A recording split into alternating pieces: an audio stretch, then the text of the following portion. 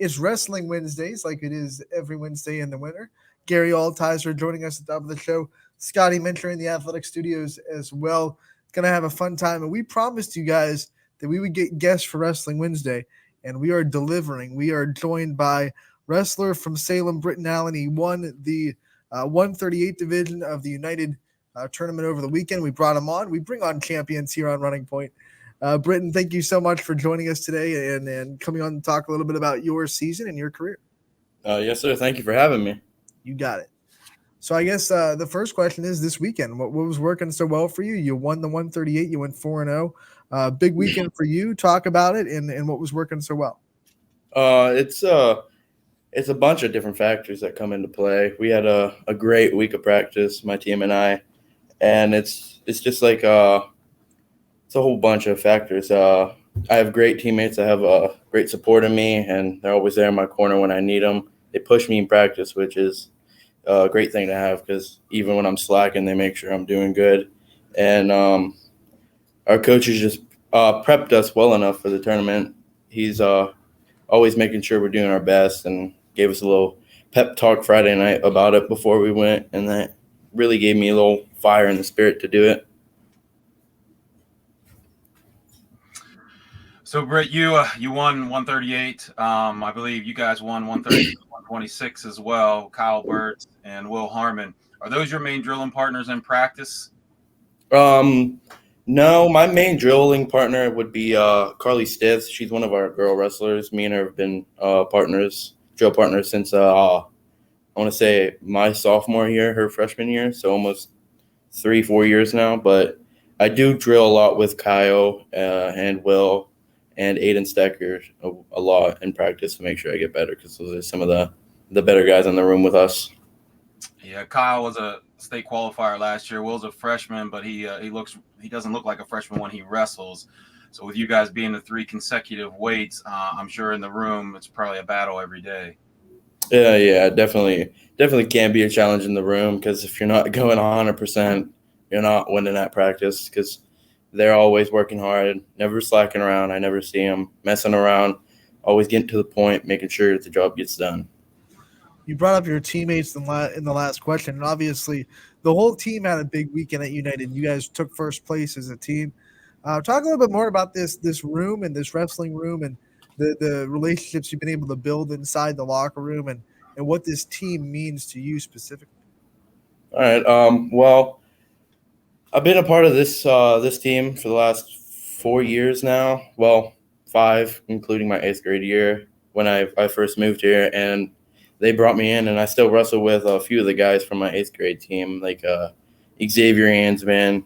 I can't remember if Ethan was on the team at the point, but me and him were really close 8th grade year. And they just make the room fun. And then we got some newer guys, some new people to come to the scene, some freshmen upcoming like Will, guys returning from injury like Sean German. He's doing pretty good this year. Kyle, like we were talking about, he's one of the main leaders in the room, making sure the job gets done at the end of the day. There's not a lot of slacking around, messing around. It's Camperman, newer to the team, but we've built a bond, and it's something that can't be broken. Something in the room that we always strive for is to be a family, and we make sure we're a family at the end of the day with no big fighting or anything like that. So we take pride in us being a family before anything else. We make sure we're all good, no arguments at the end of the day, and all that.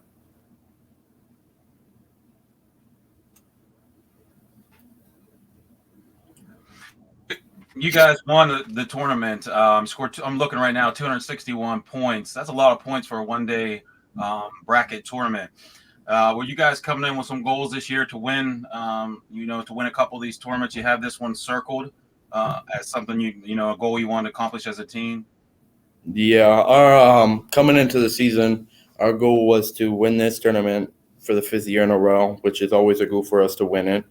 And then our main goal is to break our school records if we can, like our win records in a season and stuff like that. Place big at tournaments like the Hopple. I know our highest place was last year in 3rd.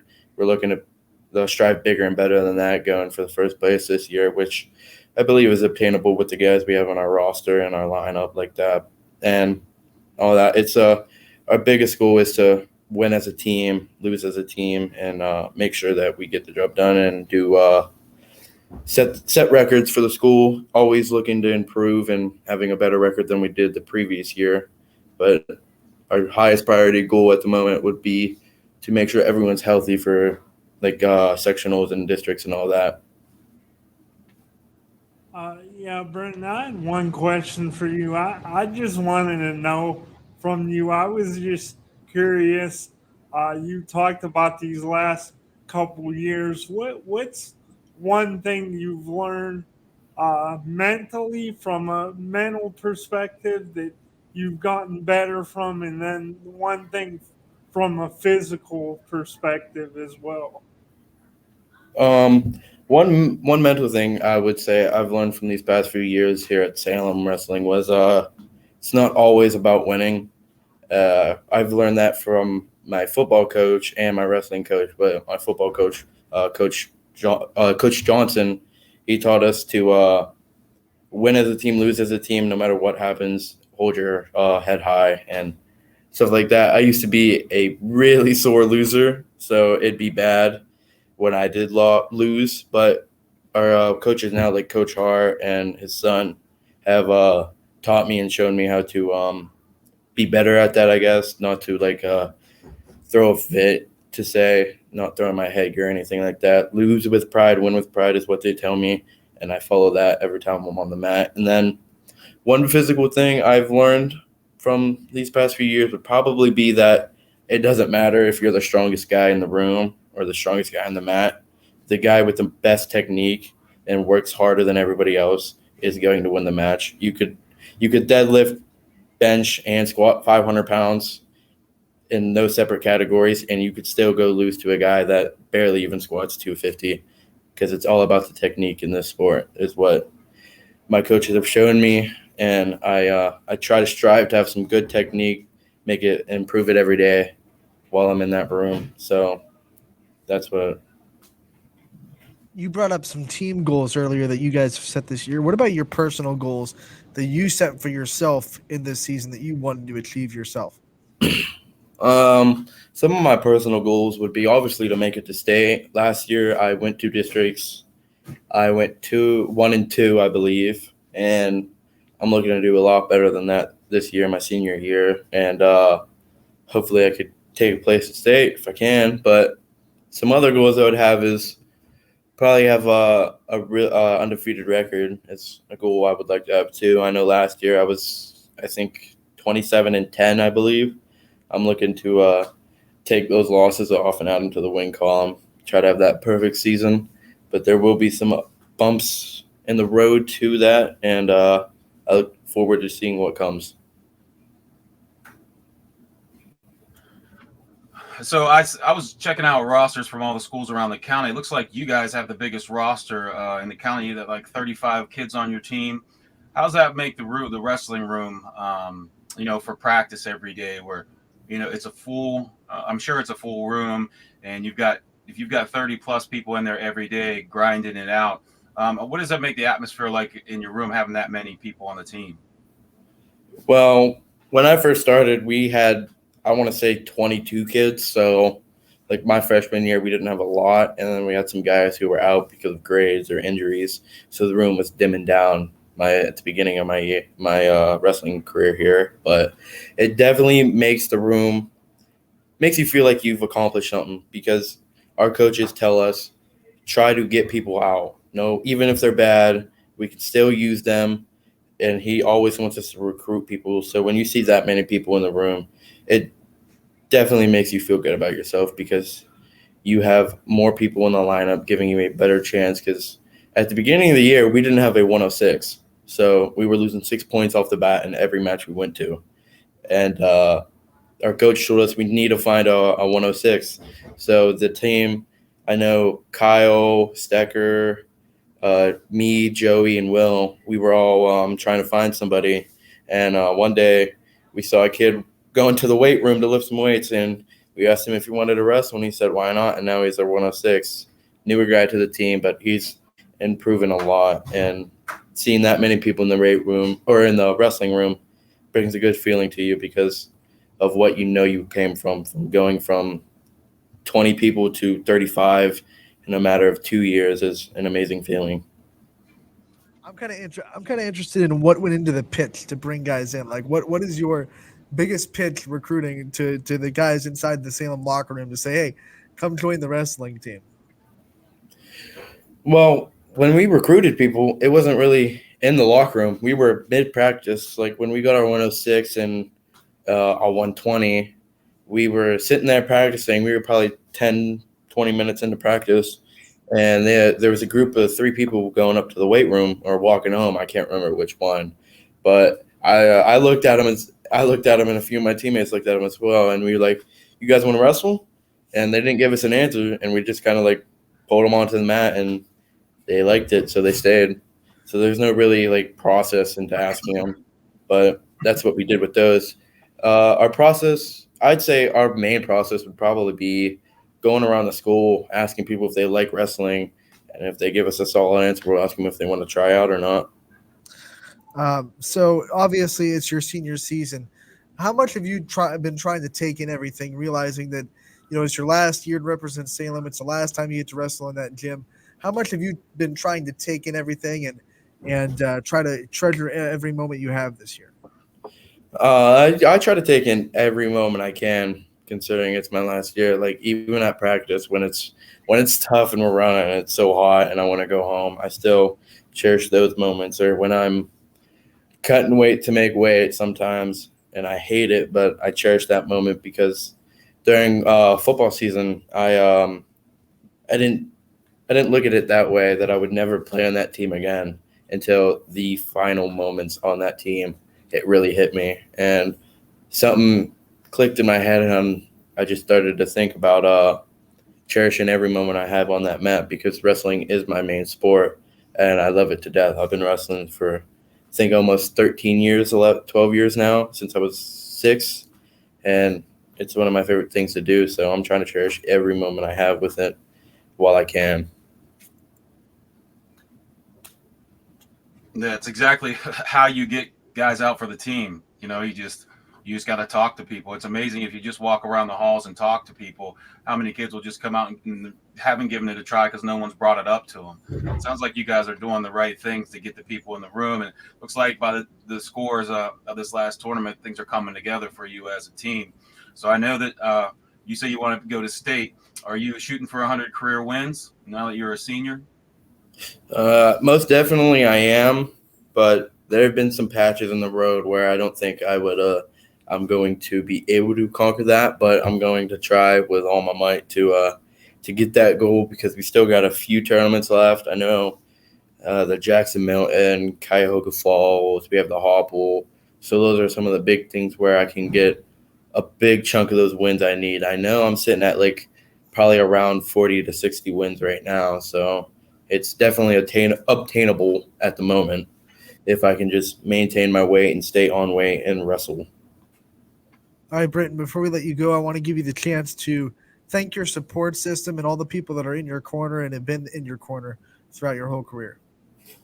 Yeah, I'd definitely like to thank my mom, because she's always been there for me, and she's the one who showed me wrestling when I was a little kid. I'd like to thank some of my old coaches that gave me the fundamental things I would need for the sport, like Coach Fisher, Coach Welch, Coach Althiser.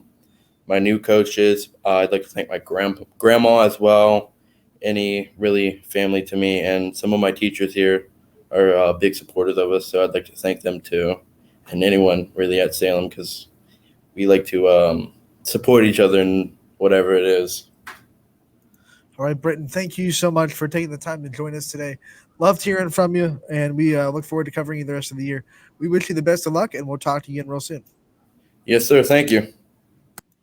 Brittan Allen, senior wrestler from Salem, our first guest of the year on Wrestling Wednesdays. We're going to have many more as we go along this season. But Gary didn't even know when I reached out to him that he spent his youth at Wellsville, and he gave you a shout out for being one of his coaches. So Didn't even know that I was bringing on someone that you knew pretty well. Yeah, his dad lives across the street from our wrestling room. He grew up in that Wellsville wrestling room, wrestling for the Tiger Mites, and some of those names you heard, Fisher and Welch and Sims, those guys are all still coaching Wellsville wrestling. So it was nice to hear him, say that. He's very familiar with us. Everywhere we go, where Salem is, there's always pictures of Brittan Allen in the Wellsville wrestling pictures because, he's family to those guys and to all of us. You get a kid that spends, like he said, he's been doing it since he was 6 years old.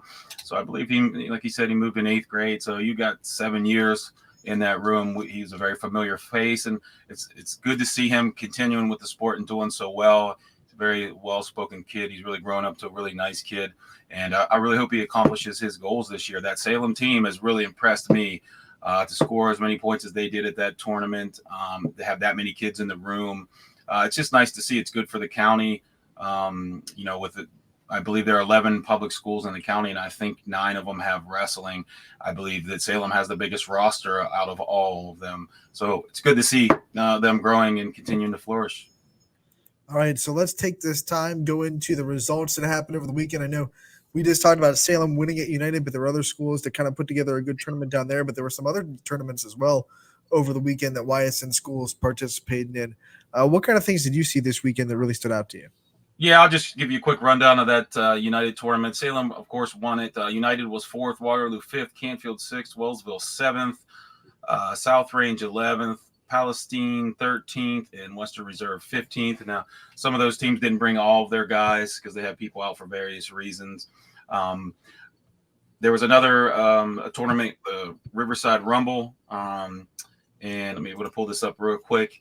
Jefferson area finished 4th with 240 points. South Range was 6th at 206. Jackson Milton 11th at 156. There was 21 teams at that tournament. Some really good ones there. Some Division 1 schools. Kenton Glen Oak was there. Indian Valley won the tournament. Brecksville. Those are some really tough schools for wrestling. I also have some dual scores here. Austintown Fitch went 3-0. They beat Hubbard 72-6, Boardman 62-12, and Howland 46-32. Boardman lost a close one to Howland 50-33 and beat Hubbard 51-30. There was still some schools that were off this week. I know that Canfield didn't have all of their guys wrestling. South Range didn't have all of their guys wrestling. Obviously, we know why, because those guys were playing football really late into the year. So I think that the state gives them up to a couple weeks if they want to take a couple weeks off before they start their new sport. So I'm sure those guys are taking advantage of that. In fact, I've seen a couple of the South Range starters at the tournament just in street clothes. It looked like they were just taking that 2 weeks to rest their body and mind to get ready for the season coming up.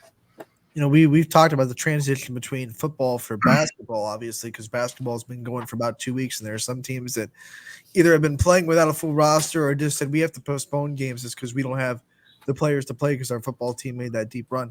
From a wrestling perspective, how much does it affect the wrestlers to have that deep football run and not be able to start right away with your wrestling preseason?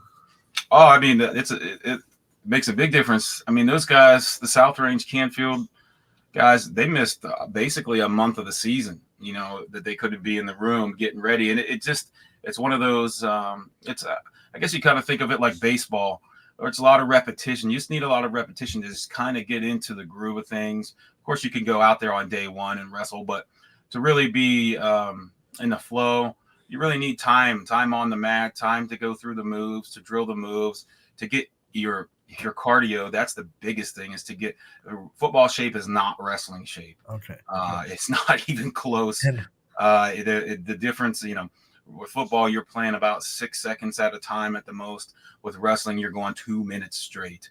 So if you've never experienced it, and you can't really appreciate how hard it is to go for 2 minutes at a time and 6 minutes or more total just in one match.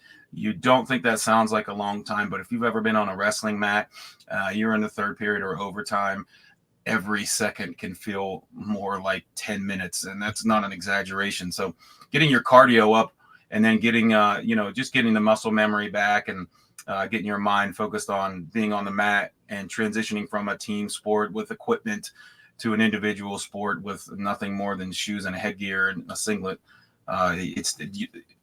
Those guys probably won't be hitting their stride until about midway through January, I would say. So I think that's the thing that casual fans of wrestling and sports don't get. Like you just said, there's a big difference between in shape for wrestling and in shape for football. You might see kids in the trenches and go, "Oh, they're wrestling in the offensive defensive line already, so they should just be able to hop right back into it." Not the same thing. Definitely not the same stamina that you need.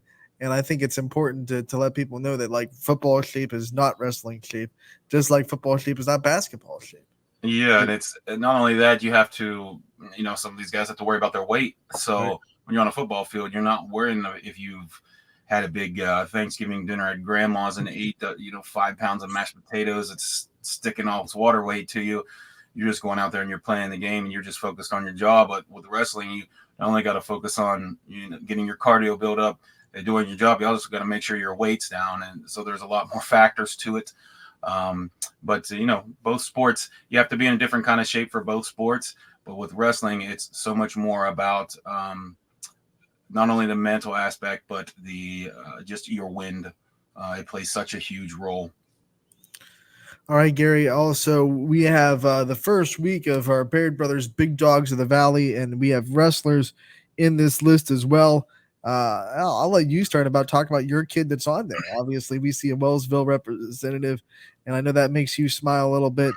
Talk about him, and then we'll go through the rest of the list as well. Oh man, Mason Sims, he's a senior. He's well deserving. The kid's been in that Wellsville wrestling room his entire life. He's had an amazing career. He's just had a lot of bad luck through the years, just for little things that have happened to him. He's at 99 wins. He should have been at probably about 120 wins right now, even maybe more. But he's missed tournaments throughout his career. And then last year, he missed half the season with a broken hand. So we're really excited for him to hopefully get that 100th win this weekend. He's been, EOWL placer several times, OVAC placer. He's been a state alternate 3 times. He's won multiple tournaments. And of his 99 wins, I think 70 plus of them are pins. And for that to happen at a 106-pound weight class, which is what he wrestles, the lightest weight class, you just don't see that very often because mostly they're light guys that go all 3 periods and just score a lot of points. But he's a pinner. He goes out. He doesn't mess around on the mat. He goes. He's not looking to just dance around his opponent, burn time, and score points. He's looking to get his opponent on the mat, turn them to their back, and pin them. So it's nice to see him nominated, and hopefully this will be a big weekend for him at the D3 Classic. Hopefully he gets that win number 100 very, very soon. Like you said, probably Friday. If things go right for him, things go the way that obviously you and the coaching staff predicts. Also on this list, Nick Bowser from Hubbard. He needs no introduction. We all know this is a big boy. He's really good at wrestling. He's been good for the last couple of years. We've talked about him a lot. From Hubbard. He lives up to that name. If you're named Bowser after the Super Mario villain, then you better be a big kid that can throw people around. Yeah, he's been a great wrestler since he was a freshman, and a freshman at heavyweight. It's not easy to do, but he sure didn't wrestle like a freshman. He wrestled like a grown man out there. So I'm sure that they've got a big expectation for him. I think he's ranked in the top 5 in the state, if I'm not mistaken, right now at Division II. Next, we have Tucker Kiko from United, someone that you're pretty familiar with. You get to wrestle against a lot. What do you see out of him when you have to compete against him? Oh, yeah. Tucker's been wrestling for that United program since Kenny started it up down there. And he had an older brother that wrestled too, who was the first state qualifier that Kenny had. He's a very strong kid. He wrestles very well on the mat. And he's another guy that goes for a lot of pins. He's also given 100% every match. So, you're going to have to work your butt off when you wrestle him, and you have to deal with his strength. So as a kid that's really put in the time, and he's gotten better every single year. He's really having a nice year this year. All right, next, from Austin Town, Fitch, Evan Protopapa gets a nomination. You just talked about Fitch having a really good weekend in their duel with Howland and Boardman. What do you know about Evan? I don't know much about him. That's a Division I school, which is we don't see a lot of Division I schools because we're so small. But I know that he's a part of that Austin Town Fitch program, that he has a familiar name. And I'm pretty sure that he took first place last week, and he might have pinned all of his opponents or most of them. He's just another name on the list of that Austintown Fitch program that looks like he's going to have a great year. Someone that his teammates are going to be having to deal with a lot. From Canfield, Nico Paulus gets on the list as well. Another Division I player that is highly ranked in the state. Yeah, Paulus, he had a brother who I believe was an Ironman champion and a state finalist, or maybe even a state champion as well. That Canfield program just continues to pump out good wrestlers, and he sounds like he's taken after his brother. Maybe he'll even be the better of the two. I believe his brother went to Cleveland State to wrestle in Division I. So I'm sure that him having a good start to the season is exactly what that Canfield program wanted. Last but not least, from Waterloo, we have Justin Fox. And Waterloo is going to be the host of a really big tournament this weekend, if I'm not mistaken. Yes, Waterloo hosts the Division III Classic, which it's a really great tournament. All Division III schools. It's a 2-day tournament where you will wrestle in pools, 4 pools in each weight class. The top 2 wrestlers in each pool will go on to a bracket tournament the next day. Everyone else also will go to a bracket tournament in the gym that's connected there at the school. So there's a lot of wrestling that goes on. And the thing is, the inexperienced guys will get matches with other inexperienced guys, and the better wrestlers will go on to the bracket tournament, which is an 8-man bracket tournament, to wrestle the better guys. And this is really when the forecasters, they really look at this tournament as something to help rank these guys and see how they will do heading on through the season. Justin Fox, definitely one of those guys that's been a familiar name with Waterloo. I believe he was a junior high state champion, or if he wasn't a state champion, he was a very high placer. We talked last week or the week before about how difficult that OAC junior high tournament is. Last year, he was a state qualifier there for Waterloo with Coach Foster there, and I believe he's undefeated this year, and he's rolling right on, doing good things there. That Waterloo program, they continue to pump out good team after good team and good individual wrestlers. They're a really great group of guys there. I always enjoy seeing them, and I love going to this tournament. It's one of the ones I look most forward to, because we do get to see guys from our own division and guys that we will see in the postseason. So pretty excited about this weekend. I had one question for you. I was just wondering, we've talked a lot now about all these great, talented wrestlers, and I just wanted to know, out of the kids that you've worked with, the kids that you coach, like, obviously you want to still something good in them, or several good things, a lot of good, but what's one thing you've learned? I won't name one wrestler, but what's kind of the biggest life thing you've learned, life lesson you've learned from getting a chance to coach these kids up? What is something they've taught you? I think that any coach would probably say this, but you don't realize the impact you have on the kids until you've done it for a few years. So I take I don't know. I take a lot of pride in the fact that I always have kids that I have coached through the years coming back during wrestling season to visit. They want to come back. They wouldn't be coming back as adults, as grown men with full-time jobs and families, some of them, to come back to see us, to ask how we're doing, if they didn't have a good experience with us. At the end of the day, one single match isn't going to matter. It's not going to matter if they got first or second place. None of those things would matter at the end of the day. Really, those aren't the important things that come out of it. It's cliche to say, but it's the truth, because when they're grown and they're coming back to see you, they're not thinking about this, what their record was or what they placed at a tournament. They're thinking about the time that they spent in that room with you on the bus and at the tournament. And if you've got kids that want to come back and see you, if you've got kids that want to come back and coach with you, which I have been really blessed with, having guys wanting to come back, get their coaching certifications, come back and coach with us.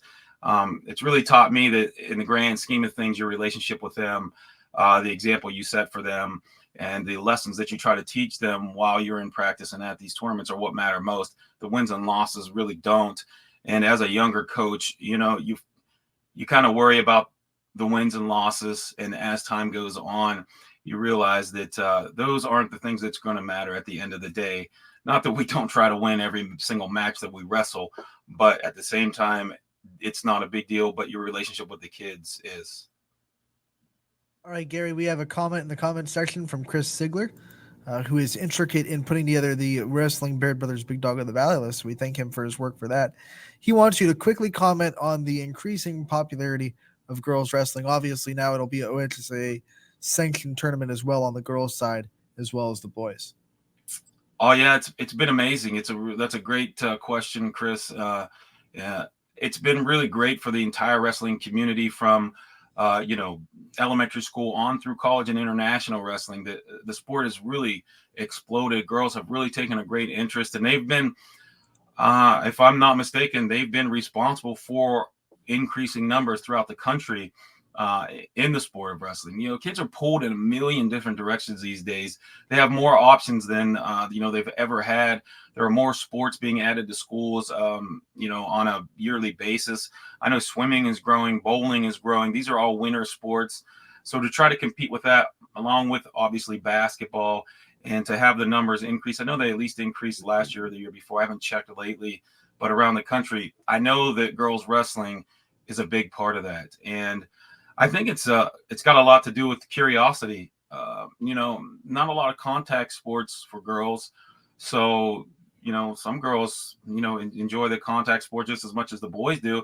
And they want to come out, see what it is, what it's all about. Kenny Bow marriage, what those guys have done out there for the girls wrestling has been amazing. And I think it was just a snowball effect. You got one or two girls that tried it. They went around the halls, did what Brittan Allen said he did. They just started talking to people, getting them in the room. And, they've got an entire girls team and a head coach for their girls, aside from Kenny and his staff for the boys. So I think it's a great thing. I think it'll continue to grow. I hope that it continues to grow. And as more schools add it, we will probably continue to see that number grow and grow and grow.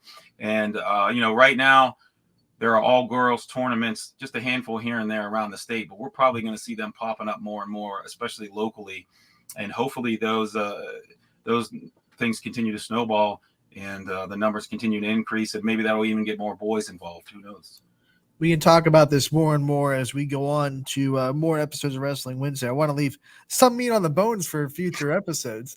But I guess to end it, I'll just say what are some things coming up other than the D3 Classic at Waterloo that the wrestling fans should be keeping an eye on in the next week before we get on again? So yeah, the D3 Classic is this weekend, but like Brittan said, the Hopple tournament is coming up at Beaver Local. Beaver Local has a great tradition there, and there are going to be a lot of local schools there wrestling. And it's if it wasn't the same weekend as the D3 Classic, we would be there as well. But it just doesn't fit with our schedule. But that would be the one that I would be circling, that D3 Classic coming up this coming weekend.